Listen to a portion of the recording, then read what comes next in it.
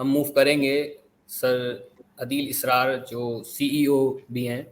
تو سر آپ سب سے پہلے یہ بتائیے کہ ایک ہمیں اکثر جو ہے لوگ جو کیوریز ہمارے پاس آتی ہیں تو اکثر یہ کوشچن کرتی ہیں کہ آپ نے پاکستان میں رہتے ہوئے صرف EASA 147 بیسک ٹریننگ کا اور اپروول اور ٹائپ ٹریننگ کا اپروول کیوں لیا؟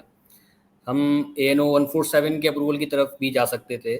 تو اس طرح سے مطلب آپ کس طرح سے بتائیں گے کہ فیوچر میں ہمارا پلان ہے ANO 147 پہ جانے کا؟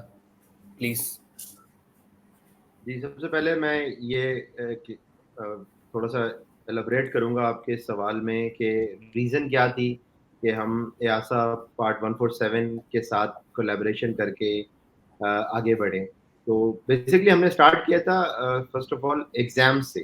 ہم نے EASA 147 اسکول سے کولیبریشن حاصل کر کے ایگزامینیشن کنڈکٹ کروائے پاکستان میں کراچی، لاہور، اسلام آباد.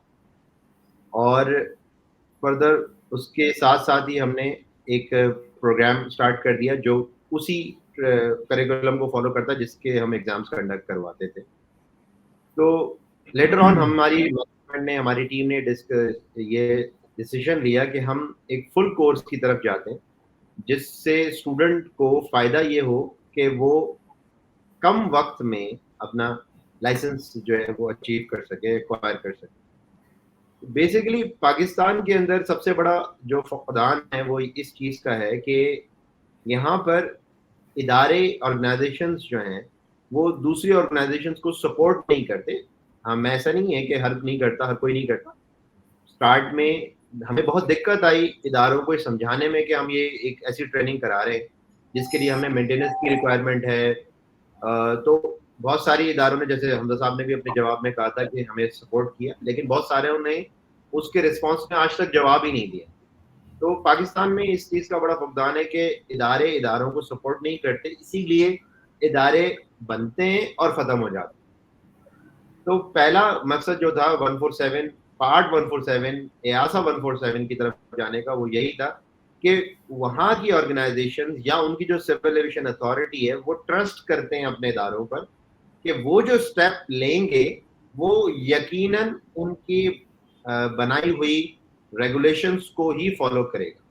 تو یہ سب سے بڑا ایشو ہمیں رہا پاکستان میں، کیونکہ ایشو سب سے بڑا یہ ہے کہ آرگنائزیشن کو سپورٹ نہیں کرتی، جس کی وجہ سے دقت آتی ہے اور ادارے پھر انٹرنیشنل سرٹیفکیشن یا انٹرنیشنل کولیبریشنز کی طرف جاتے ہیں.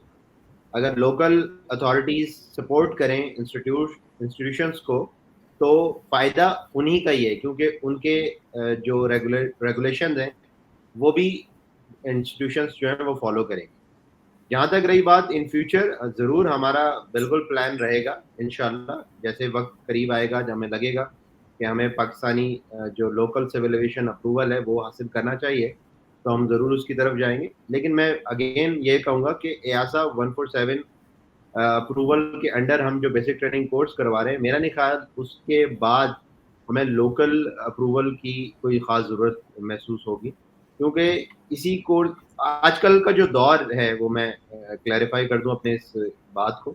جو آج کل کی جو انڈسٹری میں مارکیٹ میں ڈیمانڈ جو ہے وہ آل اوور دا ورلڈ اگر دیکھا جائے تو EASA سرٹیفائڈ یا EASA لائسنس ہولڈرز کی ہے. یہاں پر بہت سارے مڈل ایسٹ میں اگر ہم دیکھیں تو بہت ساری آرگنائزیشن ایسی ہیں جو EASA پارٹ 145 ہے، اور پارٹ 145 میں EASA لائسنس ہولڈر ہی کام کر سکے گا. پاکستانی لوکل اگر ہم بات کریں اس کے پاس اگر لوکل لائسنس ہے تو وہ بھی ہمارے پاس آتے ہیں ایگزامس میں اپیئر ہونے کے لیے. کیوں؟ کیونکہ وہ اپ گریڈ کرنا چاہتے ہیں اپنے لائسنس کو ٹو EASA لائسنس. تو اس لیے ہاں یہ ہے کہ ایک ایکسٹرا ایج جو چاہتا ہے پاکستان میں ہی اپنا کیریئر پرسو کر سکے تو اس کے لیے ہم ضرور انشاءاللہ آگے کوشش کریں گے کہ ہم PCA کا 147 اپروول حاصل کریں. اور الحمدللہ ہماری جو ٹیم ہے وہ اس قابل ہے کہ ہم وہ اپروول آسانی سے حاصل کر سکیں.